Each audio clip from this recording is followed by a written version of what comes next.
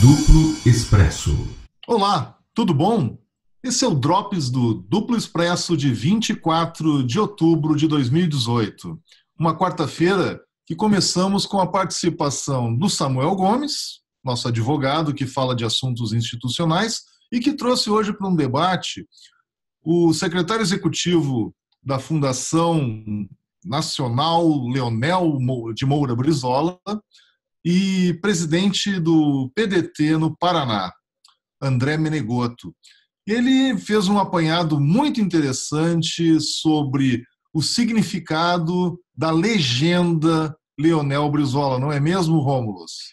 É exatamente isso, Carlos Krebs. Muito importante resgatar Leonel Brizola nesse momento histórico brasileiro, em que a gente percebe aquilo que ele falava lá atrás, resgatando a herança getulista do nacional trabalhismo, é a nossa saída, é a única ideologia que a gente pode para contrapor a esse projeto globalizante financista. É a única coisa. A esquerda, tem a direita, a gente está vendo no que dá, né? Mas a esquerda, para concorrer num projeto popular disputando o jogo institucional e democrático, a única coisa capaz de pegar e contagiar as massas é o projeto nacional popular, que o último a empunhar verdadeiramente foi o Leonel Brizola, mas a gente viu ecos bastante disso, desse projeto nacional popular, no lulismo. Atenção, não no PT, é diferente. No lulismo, que é mais amplo do que o PT, a gente viu isso com a política externa ativa e altiva e no pensamento estratégico do governo Lula, que se deu em grande medida, na sua maior parte, se a gente pode dizer assim,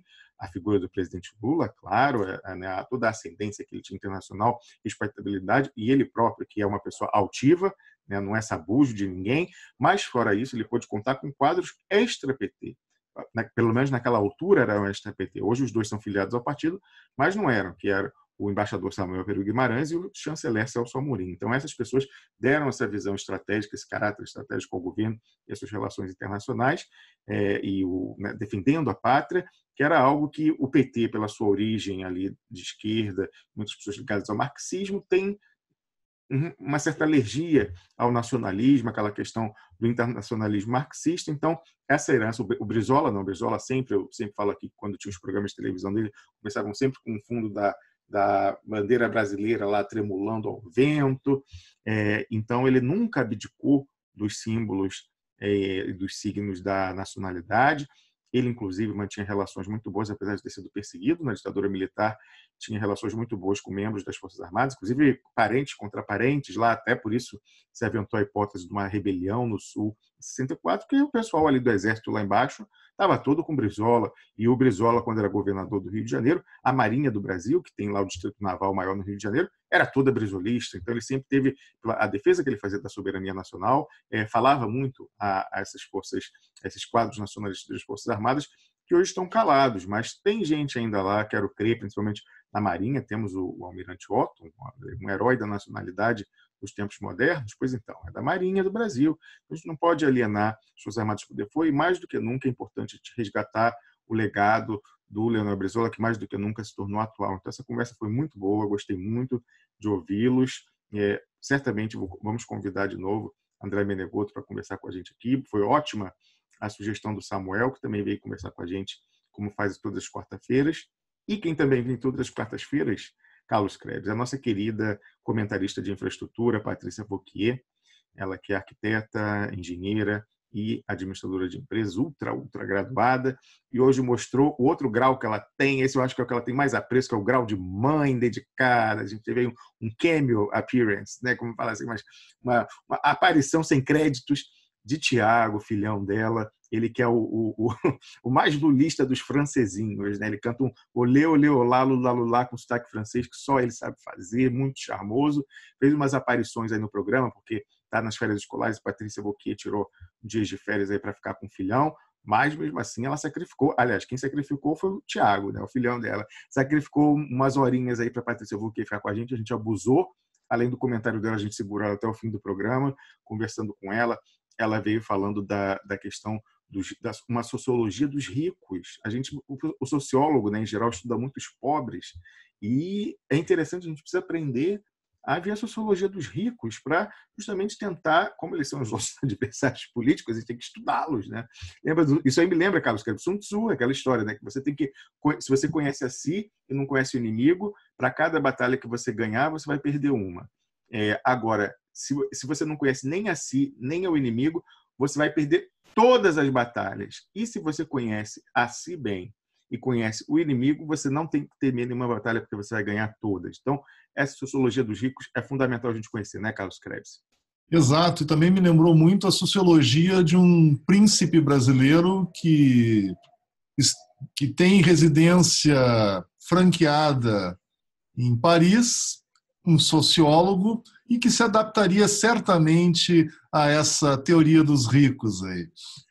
Você tem toda a razão, Carlos Krebs. E que papelão essa pessoa está fazendo, né, Fernando Henrique Cardoso? Nossa, mãe. Assim, esse realmente vai para a lata do lixo da história, mais breve possível. Só olha isso, o Paulo Henrique Amorim diz que ele só existe no PIG, né? Realmente, quando sair do PIG, ninguém vai lembrar dele. Quando lembrar, vai ser de triste memória. Agora, outra coisa que a gente discutiu aqui, Carlos, eu e você, nós discutimos um pouco de política antes do pessoal chegar para conversar com a gente, os assuntos das últimas 24 horas. Primeiramente, a questão da sextape do Dória, em São Paulo. A gente, obviamente, a gente não podia ligar menos para o que o Dória faz no seu tempo livre, mas isso virou um fato político e a gente atentou para coisas importantes. Só um pouquinho, Rômulo. Aquilo ali não era agenda da campanha? Qual era o voto que ele queria, né? Do pessoal lá. Lembra que teve aquela coisa lá, Carlos, depois que teve.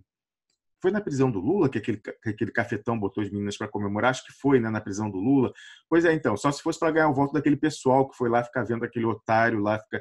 Otário é que ficava vendo, né? Botou uma menina que era humilhada daquela forma, e ele ficava bulinando a menina, tal, não sei o quê. Com pôsteres de quem? Carmen Lúcia e Sérgio Moro. E aí um bando de otários aplaudindo. Eu nunca vi aquilo, mas enfim. Só se fosse para ganhar voto com aquela base ridícula, porque ele não ia ganhar, porque essa base ridícula já deve votar nele há muito tempo. Agora, o que é importante a gente pensar ou refletir sobre essa questão da sextape? É aquilo que a gente fala aqui há muito tempo. O jogo da política ele é feito usando muito dissuasão.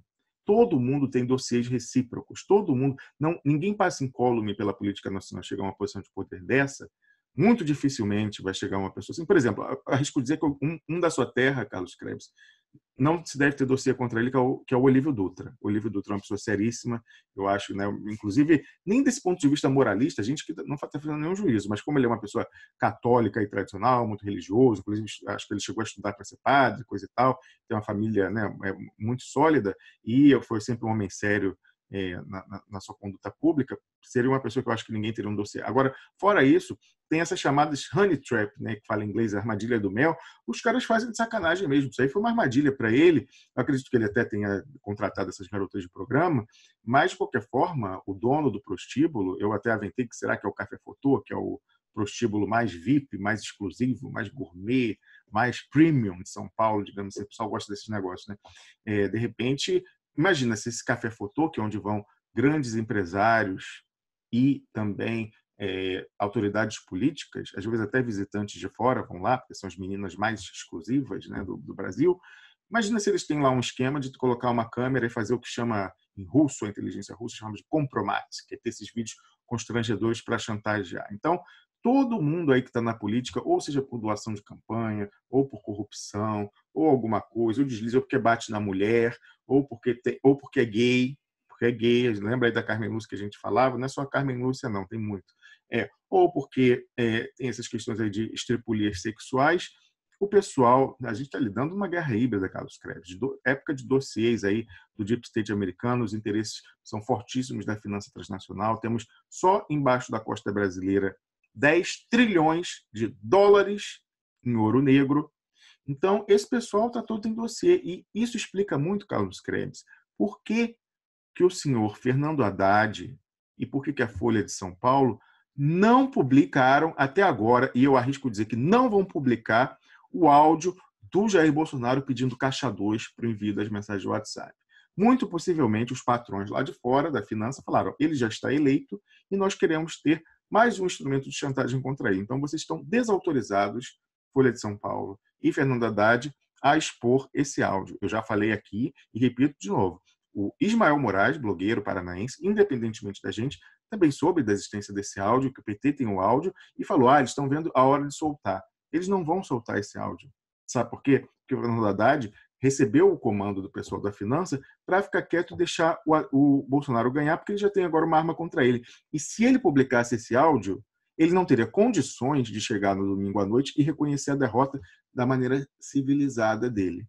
Então, a gente está diante, mais do que nunca, de uma eleição fraudada, farseada, em que o Fernando Haddad se esforça, está garantido, porque se acertou com esse pessoal da Finança, do Deep State americano, para que eles o ajudem depois da eleição, para tentar continuar com o comando do PT, contra o PT Popular do Nordeste. Ele se acertou com essa gente falou, não guarda, não usa esse áudio que a gente quer guardar para usar depois contra o presidente Bolsonaro. Lembrando, Rômulus, que a única luta ética, verdadeiramente ética, que nós deveríamos estar enfrentando nesse momento era a denúncia da fraude eleitoral. A eleição sem Lula é e continuará sendo a fraude. A luta ética era lutar por isso. Você tem toda a razão, e a luta por Lula livre. A gente lutou por Lula candidato e Lula livre. Não pode amainar. O Lula, saindo da eleição, corre risco imenso. Risco imenso, Carlos. Imagina se eles esperaram... A gente sabe que o regime do Bolsonaro deve erodir essa popularidade em pouco tempo. Imagina se o Lula estiver vivo até lá, e aí depois disso acontece alguma coisa com o Lula e ele morre. A comoção social que isso poderia causar se o Bolsonaro já tiver gasto o seu bônus aí de popularidade eleitoral. Por isso, o Wellington falou que pessoas da inteligência estrangeira falaram, olha, o lógico é se livrarem dele até o final do ano, para que isso não pese essa culpa no Bolsonaro. Então, mais do que nunca, a gente tem que estar atento ao presidente Lula, às condições que ele está, manter a resistência, porque ele é importantíssimo para a gente. Ele não é para discutir legado dele, não. Ele está vivo, muito vivo, e a gente vai precisar dele mais do que nunca nesse momento, e principalmente para ver o futuro da esquerda brasileira, né, Carlos? Está muito complicado, mas o que é fato, Carlos, como eu falava aí, essa questão do áudio do WhatsApp é a gota d'água. O que era o batom na cueca do Bolsonaro virou o batom na cueca do Haddad, mostrando que ele traiu mesmo. O Lula traiu o projeto nacional e traiu as bases populares, em especial a base do PT. Quando ele tem uma arma contra o Bolsonaro, ele vai guardar, porque patrões de fora mandaram isso. Eu espero, Carlos, com essa pressão que a gente vai fazer até o fim da semana, ele se veja forçado pela base do PT a publicar esse áudio. Você também é conivente, você do PT internamente que está vendo isso, está deixando e legitimar a eleição e reconhecer a derrota no domingo, você é conivente com a eleição do Bolsonaro, tanto quanto o Haddad. Então, por favor, não seja conivente, revolte-se e force internamente um debate para que ele seja obrigado a publicar esse áudio, para que a gente preserve o nosso discurso de que a eleição sem Lula foi fraudada, é fraude e é uma etapa do golpe, e o Bolsonaro é a continuação do golpe. O Haddad não tem o direito de nos tirar isso. Eu concluo, Carlos Creve, dizendo o seguinte, é muito difícil ir no domingo votar no Haddad depois de tudo isso, e completando com essa história do áudio, ele obedecendo interesses de fora para não publicar esse áudio. É muito difícil. Eu falei antes, Carlos, que eu não ia votar, falava que eu não ia votar, que a minha opção era abstenção, mas depois do que aconteceu com aquele jornalista saudita lá no consulado turco em Istambul,